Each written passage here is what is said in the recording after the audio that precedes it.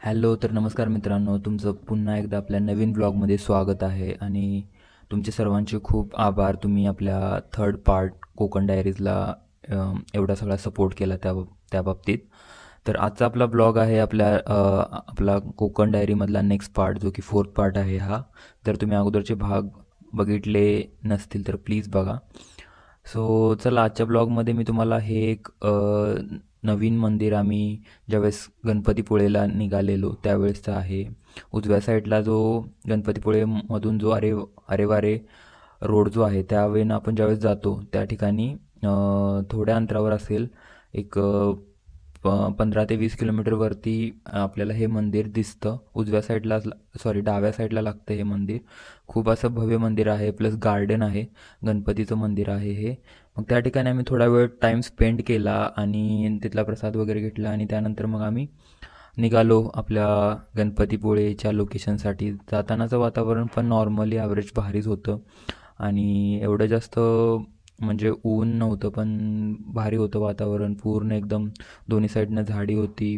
काही काही ठिकाणी समुद्राचे बीच आपल्याला दिसत होते रोडच्या साईडला. सो अशा सगळ्या गोष्टी कॅप्चर करत आम्ही गणपतीपुळेमध्ये पोचलो. रूम स्टेच्या आम्हाला ऑप्शन्स मिळाले नाही, तरीसुद्धा सर्च केल्यानंतर, खूप अशा सर्चनंतर आम्हाला लकीली एक रूम स्टेचा ऑप्शन मिळाला. त्या ठिकाणी सगळं सामान आम्ही ठेवलं आणि फ्रेश होऊन परत दर्शनासाठी निघालो गणपतीपुळेमध्ये.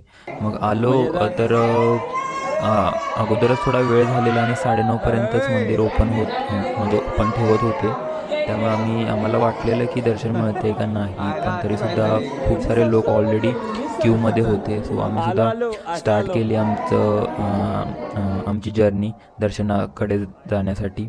खूप असे लोक थांबलेले, मग मी सुद्धा थोडे त्यांचे कॅप्चर केले रिॲक्शन्स आणि असे केले विना चालू कर विना तू बोलायला सांग केले विना घ्यायचं वेळ फॅनला लावून 43चा 50 सांगणार पण 43 आतलं फुटेज घेण्यासाठी अलाउड नव्हतं कॅमेरा, मोबाईल. त्यामुळे मी आतले फोटोज किंवा काही ॲड केले नाहीत. बाहेरचा परिसर, तिथले सगळे फोटोज वगैरे किंवा जे शॉर्ट्स होते ते ॲड केले. मग थोडा वेळ तिथं टाईम स्पेंड केल्यानंतर मंदिराच्या परिसरामध्ये सिक्युरिटी गार्ड बोलले की आता टाईम झाला आहे, तुम्ही बाहेर जाऊ शकता. सो आम्ही बाहेर आलो. चप्पल स्टँड होतं एक तिथं, फ्री ऑफ कॉस्ट आहे ते. तिथं चप्पल ठेवलेलं आहे, ते आम्ही चप्पल घेतल्या. त्या स्टँडच्या साईडलाच एक बाजारपेठ आहे छोटीशी.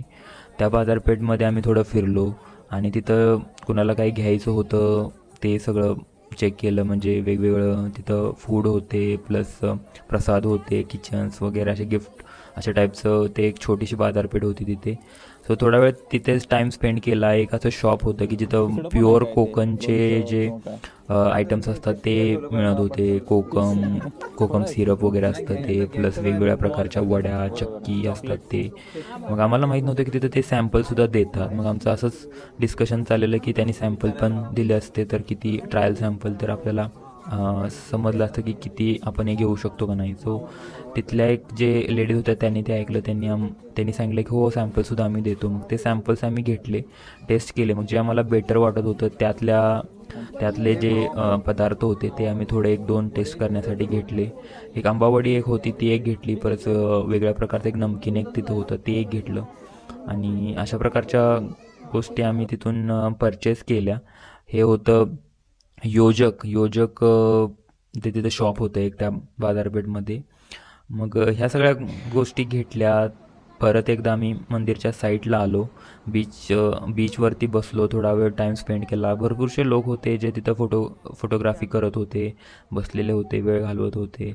मग ह्या अशा प्रकारे तिथं टाईम स्पेंड केला. मग त्यानंतर मग परत एकदा रूमवरती यायचं होतं, पण त्याच्या अगोदर जेवण करायचं होतं. भूक लागलेली, ऑलमोस्ट 10-10:30 वाजलेले. मग तिथून थोडंच पुढं आल्यानंतर यश गार्डन नावाचं रेस्टॉरंट होतं, तिथं आम्ही जेवण केलं. जेवण खूप भारी होतं तिथं, तुम्ही सुद्धा नक्की ट्राय करा. ती रात्र झाल्यानंतर आम्ही सकाळी निघणार होतो रत्नागिरीसाठी, कारण अक्षय जो होता तो त्याने मध्येच त्याचं काही काम असल्यामुळं तो कंटिन्यू नाही करू शकला. सो आम्ही तिघंच एंड पार्टपर्यंत राहिलेलो. सो अक्षयला सोडायचं होतं रत्नागिरीमध्ये, त्याची ट्रेन होती तिथून. मग तो जाणार होता पनवेलला. सो गणपतीपुळेमधून परत आम्ही निघालो रत्नागिरीला. तो सुद्धा एक प्रवास एक वेगळाच आणि चांगला होता. जाता जाता वेगवेगळे बीच आणि वेगवेगळे लोक भेटले. ते सगळी इन्फॉर्मेशन मी नेक्स्ट ब्लॉगमध्ये ॲड केली आहे आपल्या 5th पार्टमध्ये. सो तो सुद्धा ब्लॉग मी लवकरच अपलोड करण्याचा प्रयत्न करेन.